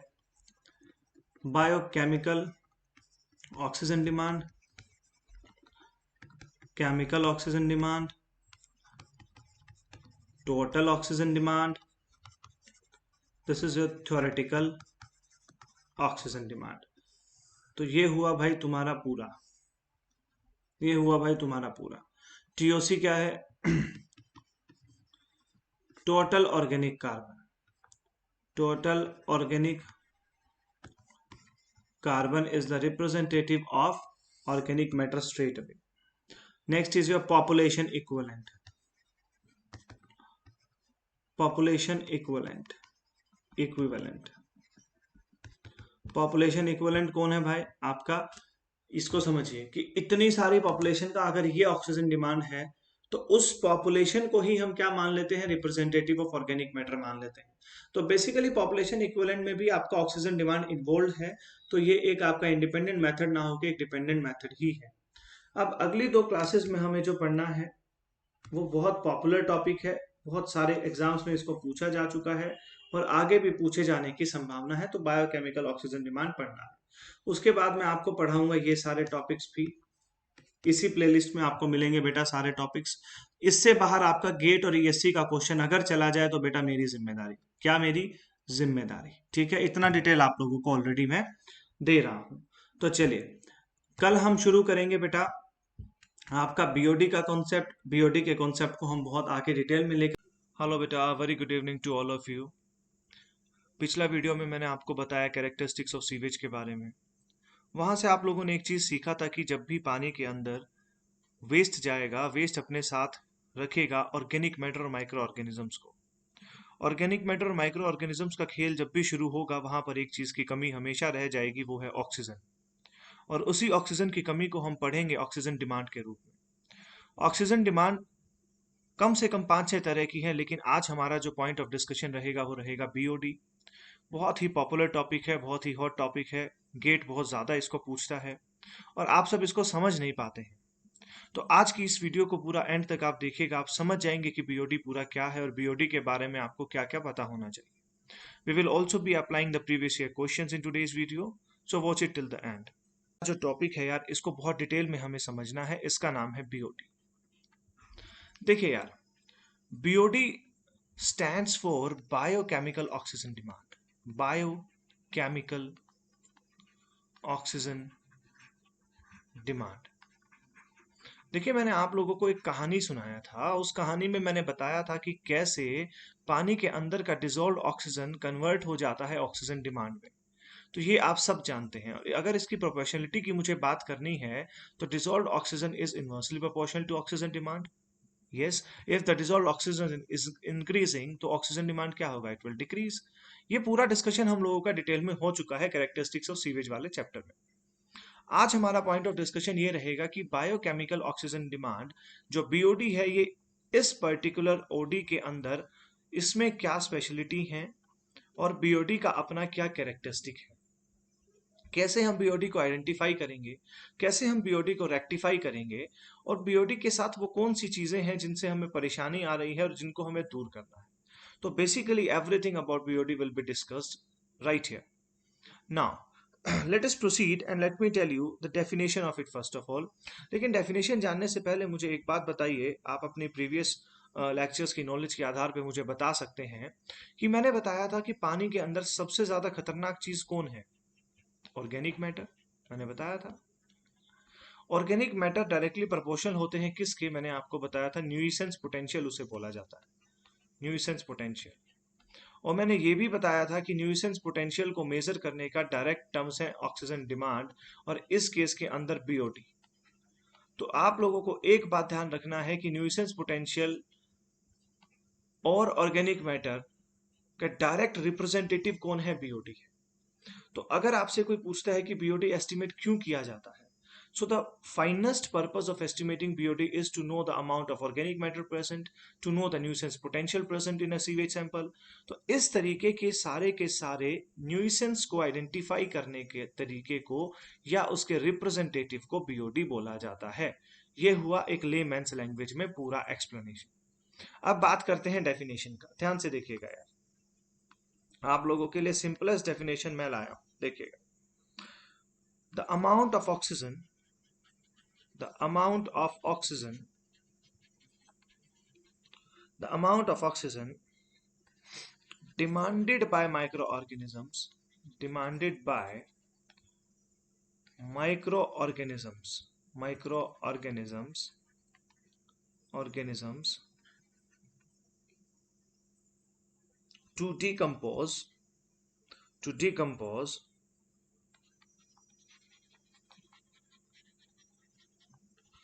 organic matter present in it, organic matter present in it। यार देखिए, अब मुझे एक बात बताइए, ये डेफिनेशन आपको लग रहा है थ्योरेटिकल, बहुत सर अच्छा लिखा, लेकिन सर हमें इसमें ज्यादा मजा आया। तो बेटा एक बात मेरी ध्यान रखिएगा, हमेशा जब भी आप ईएससी में कन्वेंशन लिखने जाएं या जहां भी आपको आंसर लिखना हो, तो एक बात मेरी याद रखिएगा कि इस तरीके का जो रिलेशनशिप होगा, इस तरीके का जो एक्सप्लेनेशन होगा, ये हमेशा बेहतर रहेगा इस तरह की डेफिनेशन से। जैसे कि आप अगर डायरेक्टली लिखना चाहें तो मैं बता दूं कि बीओडी है क्या। देखिए, BOD is the measure of strength of organic matter. Organic matter के, या फिर डायरेक्टली मैं बोलूं, is the measure of strength of waste water. अगर आप डायरेक्टली किसी सीवेज सैंपल का या किसी वेस्ट वाटर का क्या निकालना चाहते हैं, स्ट्रेंथ, तो उसका सबसे पहला और बेहतरीन तरीका है कैलकुलेट द बीओडी। जितना उसके अंदर बीओडी होगा उतना ज्यादा उसके अंदर ऑर्गेनिक मैटर होगा, उतना ज्यादा न्यूसेंस पोटेंशियल होगा, उतना ज्यादा उस वेस्ट का स्ट्रेंथ रहेगा। तो ये सिंपलेस्ट डेफिनेशन मैंने आप लोगों को दे दिया है। इतना आप लोगों को शायद क्लियर हो गया होगा। अब आगे बढ़ते हैं, समझिएगा। देखिए, अब मैं आपको दूंगा बीओडी कर्व। नेक्स्ट पेज पे दे दें बीओडी का, या इसको इरेज कर देते हैं, रुकिए। आइए, बीओडी कर्व की बात होगी भाई। देखिए, बहुत पॉपुलर कर्व है, आप लोगों ने बहुत अच्छे से इसको हमेशा देखा भी है, इसको समझा भी है। देखिएगा, मैं सबसे पहले क्या होता है बेटा, कुछ ऐसा बीओडी जाएगा, फिर कुछ ऐसा जाएगा। ये दो स्टेजेस आप बीओडी की देखेंगे, यहां से यहां तक, इसे क्या बोला जाएगा। देखिए, पूरा समझ लीजिएगा, यहां से यहां तक इसे क्या बोला जाएगा। This is your first stage BOD ना। यहां से यहां तक ये क्या रहेगा, सेकंड स्टेज बीओडी। ये आपका सेकंड स्टेज बीओडी रहेगा। देखिए, ग्राफ में आपने देख लिया, पहले ये तो मुझे बता दो कि किसके रिस्पेक्ट में बनेगा। देखिए, graph of the BOD will be, Y axis पे बीओडी रहेगा, एक्स एक्सिस पे क्या रहेगा, टाइम रहेगा। तो ये आपको पता होना चाहिए। अब मैं आपसे एक क्वेश्चन पूछूंगा, बहुत सिंपल सा। ये जो फर्स्ट स्टेज बीओडी है, फर्स्ट स्टेज बीओडी है, ये कहलाता है carbonaceous BOD. Second stage BOD जो है वो कहलाता है, बेटा बहुत शॉर्ट में उतना बता रहा हूं जितना पेपर में आएगा, बाकी डिटेल्स के लिए मैं दे चुका हूं आप लोगों को ऑलरेडी, लेकिन ये उतना है जितना पेपर में आपको पढ़ के जाना है गेट के लिए। ठीक है, सुनो ध्यान से। सेकंड स्टेज बीओडी, ये सेकंड स्टेज बीओडी क्या रहेगा, इसको बोला जाएगा नाइट्रोजेनेशियस, नाइट्रोजेनेशियस बीओडी। देखिए, क्या होता है कि फर्स्ट स्टेज के अंदर जो भी कार्बन कंपाउंड्स होते हैं, अलग कलर से लिखता हूं, फर्स्ट स्टेज के अंदर जो भी कार्बन कंपाउंड्स होते हैं उनका खेल हो रहा होता है, उनका डिकम्पोजिशन हो रहा होता है। सेकंड स्टेज के अंदर नाइट्रोजन कंपाउंड्स का खेल हो रहा होता है। देखिए, अगर आप और बायोलॉजिकली मुझसे जानना चाहते हो तो भाई देखिए, इसके लिए मैंने एक वीडियो ऑलरेडी दे दिया है, लेकिन फिर से बता देता हूं कि जो नाइट्रोजन कंपाउंड्स होते हैं उनके अंदर एफिनिटी जो है ऑक्सीजन का, वो उतना ज्यादा नहीं होता। सबसे पहले क्या है, कार्बन कंपाउंड्स को ऑक्सीडाइज करेंगे, उसके बाद नाइट्रोजन कंपाउंड्स को करेंगे। और आप लोग अगर जानते हैं पूरा रीजन, मेरी पिछली क्लास आपने लगाई है तो जल्दी से कमेंट में लिख दीजिए, नहीं तो आपका आफ्टर क्लास वर्क मैं आज आपको एक दे रहा हूं कि why nitrogen compounds are oxidised after 7 to 10 days। 7 से 10 दिन के बाद ही क्यों नाइट्रोजन कंपाउंड्स का ऑक्सीडेशन स्टार्ट होता है, ये मुझे आप दे दीजिएगा। ठीक है बेटा, आगे बढ़ते हैं, आगे बढ़ते हैं, देखिएगा इसको ध्यान से, आगे बढ़ते हैं। अब आपको अगर कोई पूछता है कि ये जो कर्व है इसके कुछ पॉइंट्स हैं, बेटा वो पॉइंट्स मैं दे रहा हूं, सिर्फ वही पॉइंट्स याद रख लेना, फालतू दिमाग लगाने की जरूरत है नहीं। Within 5 days, within 5 days 60 to 70% of BOD is oxidised. ठीक है बेटा, 60 to 70% ऑफ ऑर्गेनिक मैटर लिखो, ऑर्गेनिक मैटर इज ऑक्सीडाइज्ड। ये आपको पता होना चाहिए कि 5 दिन, पहले 5 दिन 60 से 70% ऑर्गेनिक मैटर जो है वो ऑक्सीडाइज हो जाता है। Therefore BOD for first 5 days is calculated. ये आपका क्वेश्चन है ऑब्जेक्टिव, यहां से ऑब्जेक्टिव पूछा है। ठीक है भाई, तो ये आपका ऑब्जेक्टिव क्वेश्चन है। आगे बढ़ते हैं। BOD test is conducted, BOD test is conducted at 20 degree Celsius. कितने पे करते हैं? 20 डिग्री सेल्सियस फॉर 5 डेज। तो आप जो काउंट करेंगे वो क्या करेंगे? आप काउंट करेंगे BOD फॉर, आप जो काउंट करेंगे वो क्या करेंगे? BOD for 5 days at 20 degree Celsius. जो भी वैल्यू होगा इसे लिखा जाता है ऐसा, इसे रिप्रेजेंट किया जाता है ऐसा। ये आपको पता होना चाहिए, इसे ऐसे रिप्रेजेंट किया जाता है। ठीक है भाई। अब ये क्या है? ये value Y520 degree Celsius is considered as strength of waste water. Strength of waste water इसको माना जाता है, ये आपका स्ट्रेंथ है। ठीक है भाई, आगे बढ़ते हैं। अब बात करते हैं कैलकुलेशन ऑफ BOD की। आगे बात करेंगे कैलकुलेशन।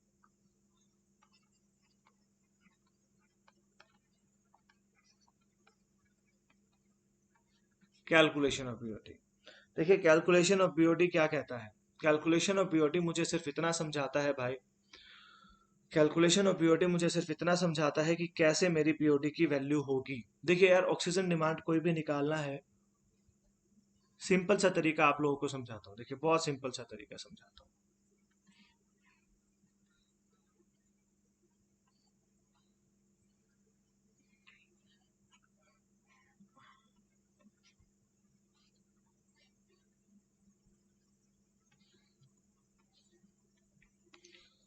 देखिएगा ध्यान से, ये दो कंटेनर्स हैं, कंटेनर 1 और कंटेनर 2। कंटेनर 1 के अंदर क्या है? कंटेनर 2 के अंदर क्या है? कंटेनर 1 के अंदर है कुछ वेस्ट, कुछ waste. This is your waste. ठीक है। अब जब मैंने यहां पर डाला तो मेरे पास था कुछ VD। VD है वॉल्यूम ऑफ डिस्टिल्ड वाटर, लिख दूंगा, परेशान नहीं होना। This is volume of distilled water. फिर था कुछ VS, VS, this is your VS, that is your volume of sewage. अब यहां पर इसमें जो आ रहा होगा बेटा वो होगा इनिशियल, इनिशियल सीवेज सैंपल या इनिशियल DO। यहां पर कैलकुलेट करो, यहां पर कैलकुलेट करो फाइनल D। फाइनल DO कब? 5 डेज इंक्यूबेशन के बाद। इंक्यूबेशन मतलब टेम्परेचर कंडीशंस को मेंटेन करते हुए। 5 days incubation at 20 degree Celsius पे आप इसको मेजर करो। ठीक है भाई। जब आप इसको ऐसा करोगे तो यहाँ पर कुछ DO कंटेंट होगा, मान लेते हैं यहाँ पे कुछ था X, यहाँ पे मान लेते हैं कुछ Y। तो ये जो कंज्यूम हो गया, XY मत मानो, तुम्हें आसान कर देता हूँ, इसको मान लो DOI और DOF, ऐसा मान लो। ठीक है, तो फॉर्मूला ऐसे ही लिख रहा हूँ जैसे किताब में आपको देखने को मिलेगा। ठीक है, मतलब कि एक लिया हमने, उसके अंदर डिस्टिल्ड वाटर डाला, उसके अंदर सीवेज डाला, उस डिस्टिल्ड वाटर के ऑक्सीजन को कंज्यूम किया, थोड़े समय के बाद DO इनिशियल का क्या हुआ? DO फाइनल में कन्वर्ट हो गया। तो फिर जो मामला हुआ देखिए वो मैं आपके सामने भी लिख रहा हूं। 5 days BOD at 20 degree Celsius. यहाँ कैसे काउंट हुआ भाई? ये कैसे कैलकुलेट हुआ? ये हुआ DO initial minus DO final into dilution factor, into dilution factor. Now what is this dilution factor? This dilution factor is given by, आप जानते हैं इसको, 100/% डाइल्यूशन। वैसे तो ये होता है 100/% डाइल्यूशन, वैसे तो ये रहेगा, लेकिन इस केस में 300 ml सैंपल लिया जाता है, तो आप सिंपली इसको 300/VS भी लिख सकते हो। तो ये भी आपका एक ऑब्जेक्टिव बन गया कि what is the volume of the sample taken for the BOD test. तो 300 ml हम हमेशा लेते हैं। ठीक है भाई, तो 300 ml डिस्टिल्ड वाटर लेते हैं, उसमें कुछ VS डालते हैं, वॉल्यूम ऑफ सीवेज डालते हैं, उस हिसाब से जो भी आपका डिसॉल्व ऑक्सीजन का कंटेंट आता है उसे मेजर करते हैं, डाइल्यूशन फैक्टर से मल्टीप्लाई करते हैं, आपका वैल्यू निकल के आ जाता है, वही आपका होता है Y520 डिग्री सेल्सियस। तो ये मैंने आपको दे दिया क्या बेटा? मैंने आपको दे दिया Y520 का फॉर्मूला। अब पहला फॉर्मूला, दूसरा फॉर्मूला देखो, this is your first formula, right? Now what's the second formula? What does the second formula says? DO initial कितना होगा? Is equal to DO mix भी बोल देते हैं इसको, आपको अलग अलग टर्मिनोलॉजी देखने को मिलेगा। एक ऐसा निकलेगा VD into DOD, VD into DOD, इसको आप क्या करोगे? Plus VS into DO S क्या है बेटा, वॉल्यूम और कॉन्सेंट्रेशन, वॉल्यूम और कॉन्सेंट्रेशन अपॉन नीचे कौन आ जाएगा, वॉल्यूम आ जाएगा। ये फॉर्मूला आपने देखा होगा। तो डीओ इनिशियल या डीओ मिक्स निकालने का ये आपका तरीका है। इसे ध्यान से देख लीजिए आप, इसे आप ध्यान से देख लीजिए।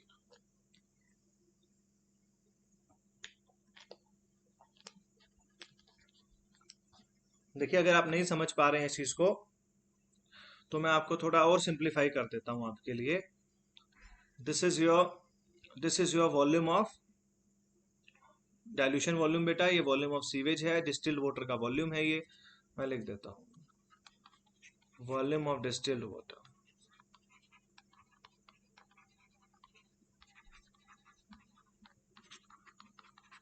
Volume of sewage. ये क्या है, कॉन्सेंट्रेशन। ये क्या है, कॉन्सेंट्रेशन। ठीक है, तो वॉल्यूम और कॉन्सेंट्रेशन का मल्टीप्लीकेशन है सिंपल, वॉल्यूम को टोटल वॉल्यूम का नीचे हमने क्या कर दिया है, डिवाइड कर दिया। बस इतना है। ठीक है भाई, आगे बढ़ते हैं, बहुत डिस्कशन हो गया इस पे। अब बेटा एक आता है जो जनरली किताबें नहीं लिखती हैं, वो है डिस्टिल्ड वाटर। डिस्टिल्ड वाटर को ही ब्लैंक सैंपल बोला जाता है। क्या बोला जाता है, ब्लैंक सैंपल। तो इस चीज के बारे में आपको पता होना चाहिए क्या, कि डिस्टिल्ड वाटर को ही क्या बोला जाता है, ब्लैंक सैंपल। तो इसको लिखा जाता है डीओ डी से, और इसको लिखा जाता है डीओ बी से, डीओ ब्लैंक और डीओ डिस्टिल्ड वाटर। तो इसका फॉर्मूला भी मैं आपको यहां पर दे रहा हूं, इसको ध्यान से आप देख लीजिएगा।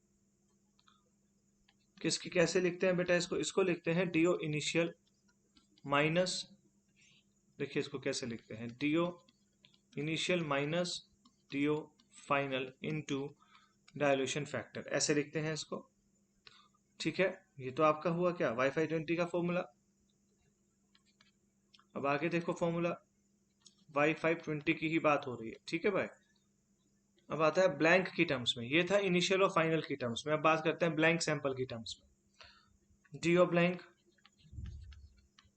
Minus DO final into dilution factor,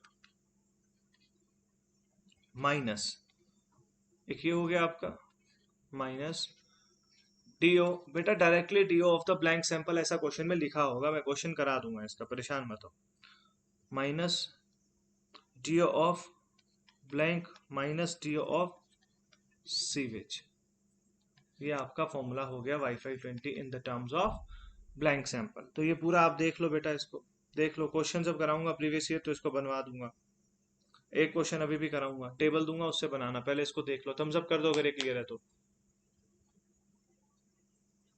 Thums up कर दो अगर ये क्लियर है तो। चलो आगे बढ़ते हैं। अब देखो मैं क्वेश्चन दे रहा हूं आपके सामने, आपकी कंप्यूटर स्क्रीन पर ये रहा है बेटा, केबीसी देख रहे हो, आईपीएल चल रहा है तुम लोगों का ना, बढ़िया। बेटा आईपीएल वाईपीएल छोड़ दो, गेट की तैयारी कर लो। हर साल होगा आईपीएल, गेट नहीं दो दे पाओगे हर साल, सर गेट भी होगा सर हर साल। अरे हर साल होगा गेट, तुम नहीं दे पाओगे, समझो। डाइल्यूशन फैक्टर की वैल्यू भी दी है। हाँ, तो वी एस है volume of sewage sample, ML में इनिशियल डीओ है, और ये वैल्यूज आपको दी हैं। देखो ध्यान से इसको देखना, this is your 5, this is your 10, this is your 15, this is your 9.2, this is your 9.1, this is your 8.4, this is your 6.9, this is your 4.4, this is your 0.0। आप मुझे बता दो, डाइल्यूशन फैक्टर भी लिख देता हूँ 60, 30 और 6। आप मुझे बता दो टोटल बीओडी क्या है, एवरेज बीओडी, एवरेज बीओडी बता दो जल्दी से, वेट कर रहा हूँ आपके आंसर्स का। एवरेज बीओडी, पहले 3 आंसर्स आ जाएंगे, मैं सॉल्व कर दूंगा, I solve it.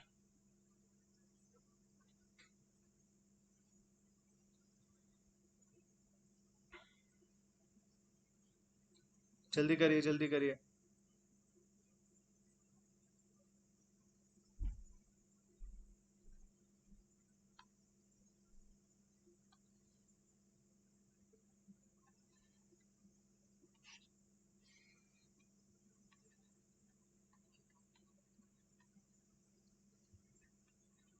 Wi fi 20 degree Celsius, इसके लिए निकालो कितना है इसके लिए।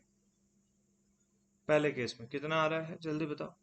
138, इसके लिए निकालो। 141, इसके लिए भी निकाल दो। तुम तो निकाल ही दोगे, मुझे पता है तुम्हारा, है ना।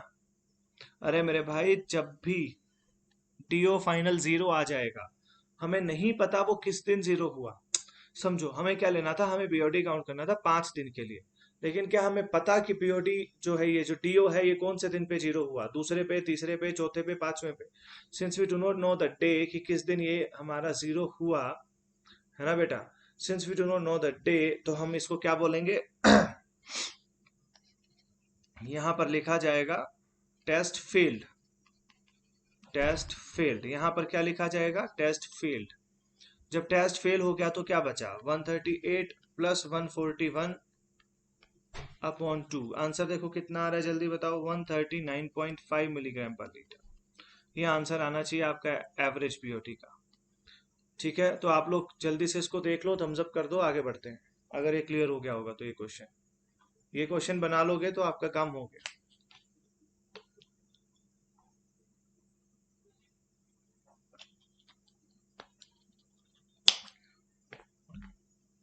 ऐसे ही क्वेश्चन पूछेगा, ये सबसे अच्छा क्वेश्चन था गेट का।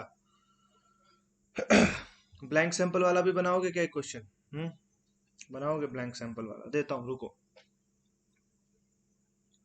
आईपीएल छोड़ दो एक तो तुम देखना, ठीक है, अगले साल देख लेना, इस साल तैयारी कर लो। देखो यार, क्वेश्चन लिख रहा हूं, ध्यान से देखना इसको। क्वेश्चन क्या है बेटा, डीओ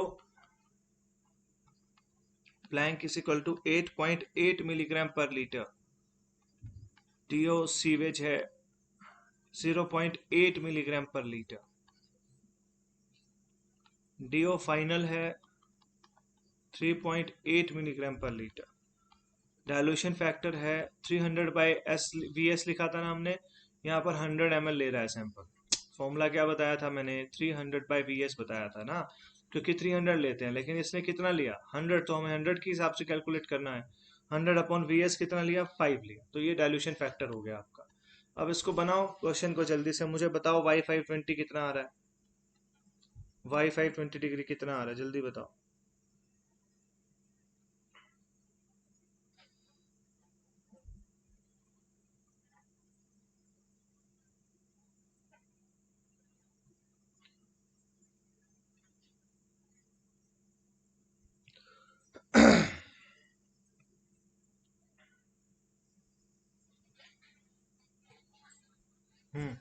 बताया, कुछ नहीं करना, इसमें फॉर्मूला में वैल्यूज पुट करनी है, कर दो यार। कौन सा फॉर्मूला है बेटा, ब्लैंक सैंपल वाला फॉर्मूला एप्लीकेबल है यहाँ पे। कैसा, D O B minus D O F into dilution factor minus D O B minus D O S. Value put करो, डी ओ एस अलग दिया है, ये अलग दिया, ये अलग दिया, वैल्यू पुट करो। 8.8 माइनस 3.8 इंटू 100/5 माइनस 8.8 माइनस 0.8, कितना आंसर आ रहा है, 92 मिलीग्राम पर लीटर। तो ये भी गेट का प्रीवियस ईयर है भाई। बना लोगे अब सारे क्वेश्चंस, देख लो इसको, बना लोगे अब सारे क्वेश्चंस ऐसे।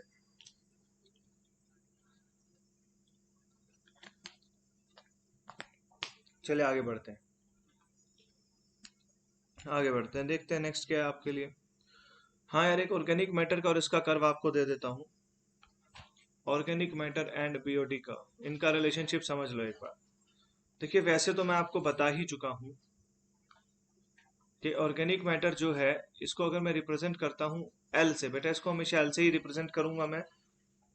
पूरा एनवायरनमेंट जब तक चलेगा, एल का मतलब होगा ऑर्गेनिक मैटर, याद रखना, मेरा नोटेशन यही रहेगा। अब बीओडी को मैं रिप्रेजेंट करूंगा वाई से। तो वैसे तो मैं बता ही चुका हूं कि ऑर्गेनिक मैटर क्या होगा बेटा, वाई के साथ रिलेशनशिप होगा इसका इनवर्सली प्रोपोर्शनल विद बीओडी। क्यों, जैसा जैसा ऑर्गेनिक मैटर घटेगा, कौन घटा रहा है ऑर्गेनिक मैटर को, organic matter is reduced by the decomposition by the micro organisms. Micro organisms ने डिकम्पोजिशन से ऑर्गेनिक मैटर को तो कम कर दिया, लेकिन ऑक्सीजन डिमांड को बढ़ा दिया, बीओडी को बढ़ा दिया। तो बेसिकली ऑर्गेनिक मैटर और बीओडी हमेशा क्या रहेंगे, एक दूसरे के विपरीत रहेंगे, ऑपोजिट रहेंगे। ठीक है बेटा, अरे क्लियर होगा इतना? हाँ। अब ये L जो है इसका इनिशियल जो होगा उसे L नोट बोला जाएगा, Y का जो इनिशियल होगा उसे Y नोट बोला जाएगा। L नोट मतलब initial amount of organic matter, Y naught मतलब initial amount of BOD, L मतलब LT, amount of organic matter at any point of time T, YT मतलब BOD at any point T। ये हमारा notation चलेगा सारा। अब इसको देखो ध्यान से, organic matter with respect to time क्या होगा? अरे दिस इज ऑर्गेनिक मैटर, ये विद रिस्पेक्ट टू टाइम क्या होगा? This value will fall, this value will fall, इसको मैं बोलूंगा L nought, this value will fall. अगर मैं बात करता हूं समय के साथ ऑर्गेनिक मैटर क्या हो रहा है? कम हो रहा है। कौन कम कर रहा है? Micro organism. सर तभी तो पीओडी बढ़ रहा है, तभी तो पीओडी बढ़ रहा है। टाइम रहेगा यहाँ पे, टाइम रहेगा एक्स एक्सिस पे। अब पीओडी क्या होगा? ऐसा इंक्रीज कर जाएगा और ये नीचे डिक्रीज कर जाएगा। तो यहाँ पर एक बात मुझे बताओ, ऑर्गेनिक मैटर शुरू में एल नोट था तो समय के साथ कम होता चला गया, कम होता चला गया, तो एक समय आएगा ये किसके पैरेलल हो जाएगा? इसके पैरेलल हो जाएगा। एक समय आएगा ये इसके पैरेलल हो जाएगा, तो जो सबसे ऊपर वाला पॉइंट होगा वो क्या होगा? वाई नोट नहीं, इसको बोला जाएगा वाई यू, माने कि अल्टीमेट बीओडी, अल्टीमेट बीओडी। ये समझो ध्यान से। अभी अल्टीमेट बीओडी का वैल्यू क्या होगा? अल्टीमेट बीओडी का वैल्यू सोचो, दिमाग लगाओ। वाई यू स्क्रीन पे लिखे किन पैरामीटर्स के बराबर होगा?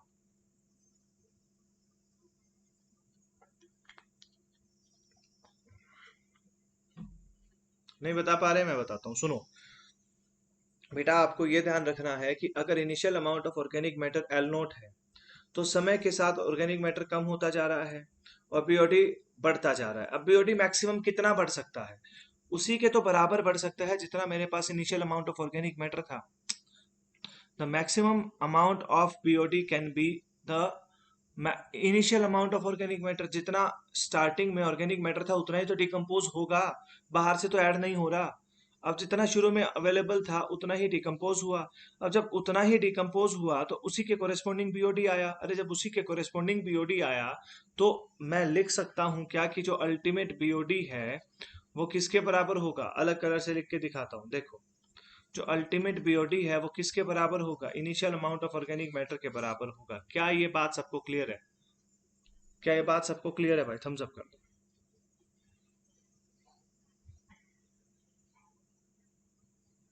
बहुत बढ़िया, बहुत बढ़िया। अब यहाँ पे ये जो मिल रहा है इसको मैं बोलूंगा L T, if this is T. यहाँ पर जो मिल रहा है उसे मैं बोलूंगा वाई टी, यहाँ पर जो मेरा है उसे मैं बोलूंगा वाई नॉट। तो ये ऐसे तरीके से आप सारे यहाँ पर वाई यू, ये सारे नोटेशंस आप इस्तेमाल करेंगे आने वाले काम में। ठीक है भाई, आगे बढ़ते हैं। हम्म, चलिए सुनिएगा, मैं लिख रहा हूं कुछ आपके सामने। Let initial amount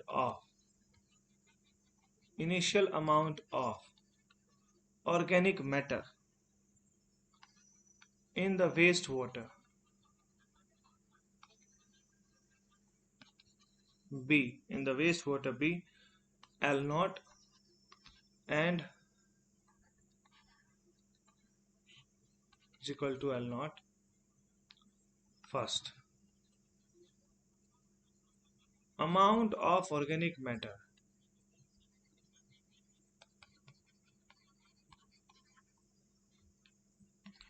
at any point T कितना? एल टी कितना है बेटा? L T. Third,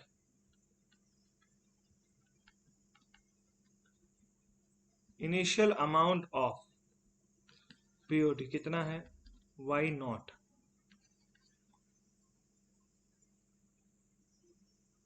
amount of BOD साथ में लिख लो ये सब, at T is equal to Y T, ultimate BOD is equal to Y U is equal to L nought. लिख लो बेटा ये सारा, ठीक है? आगे सुनो। लिख लिया होगा, आगे बढ़ते हैं, सुनना। एक बात मुझे बताओ, क्या आप ये बात जानते हो कि T L is D L by D T? अगर मैं लिखता हूँ D L by D T is what, change of organic matter with respect to time, जो ग्राफ की मैं बात कर रहा था, ये डायरेक्टली प्रोपोर्शनल है किसके, amount of organic matter at any point T. लिख सकता हूँ, बिल्कुल लिख सकता हूँ। अब मुझे कुछ नहीं करना, मैं क्या करूंगा, T L upon L T लिखूंगा।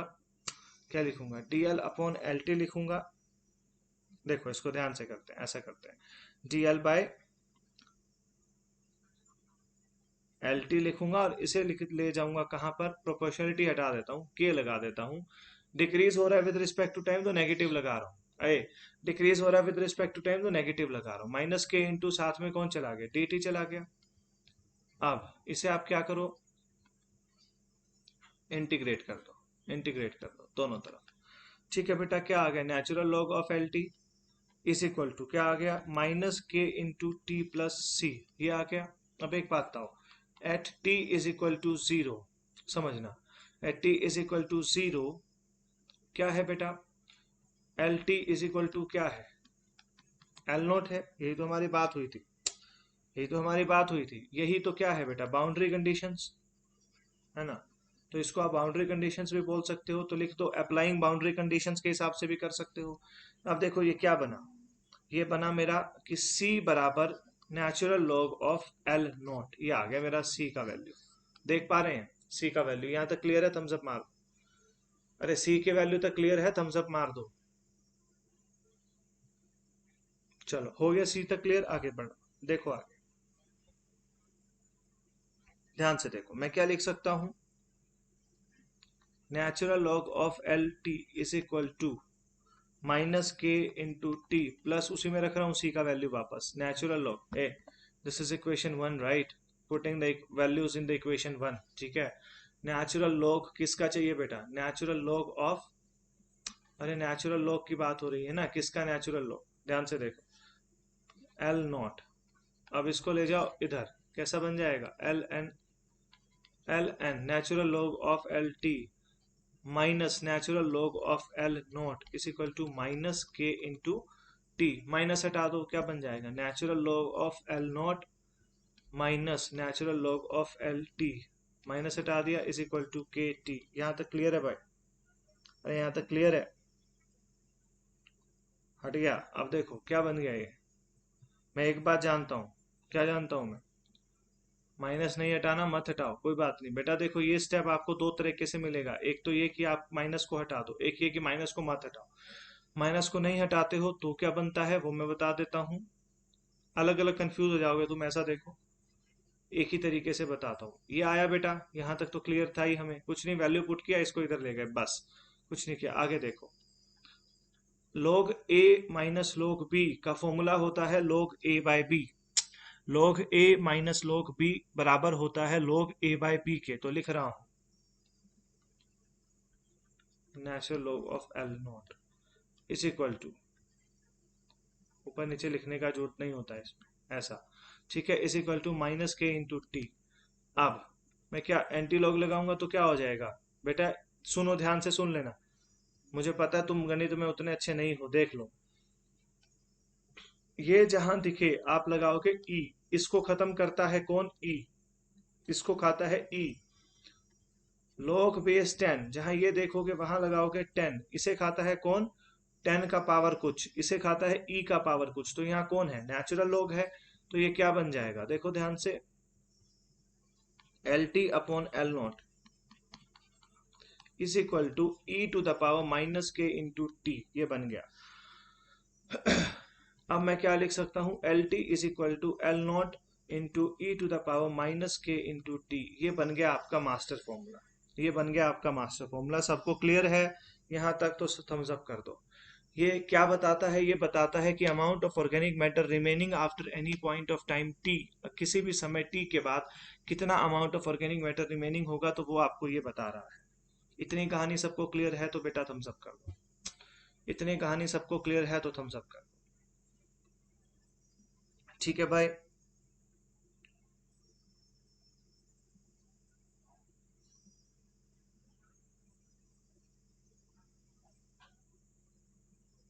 इतनी कहानी सबको क्लियर होगी। आगे की बात सुनना आप ध्यान से, आगे की बात सुनना ध्यान से।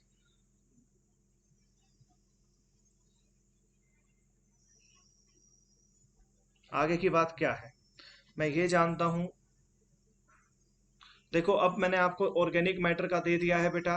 अब आपका कल की वीडियो में आपको मिलेगा बीओडी के बारे में, तो बीओडी का होमवर्क सब लोग करके आना। बीओडी का होमवर्क सब लोग करके आना।